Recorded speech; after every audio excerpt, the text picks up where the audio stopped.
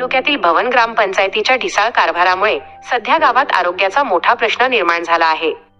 पावसाळा सुरू झाला तरी गावातील गटारे आणि नाल्यांची साफसफाई करण्यात आलेली नाही. त्यामुळे संपूर्ण गावात प्रचंड दुर्गंधी पसरली असून डासांचा प्रादुर्भाव वाढला आहे.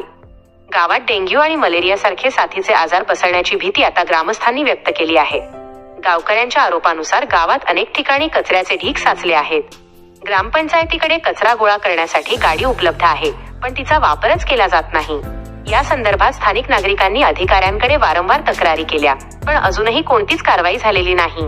प्रशासनाच्या या दुर्लक्षामुळे गावकऱ्यांमध्ये तीव्र संताप आहे.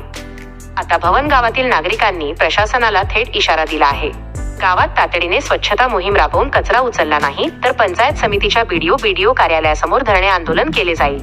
या आंदोलनानंतरही प्रशासनाने लक्ष दिले नाही तर पुढे होणाऱ्या सर्व परिणामांची जबाबदारी शासनाची राहील, असा इशारा गावकऱ्यांनी दिला आहे.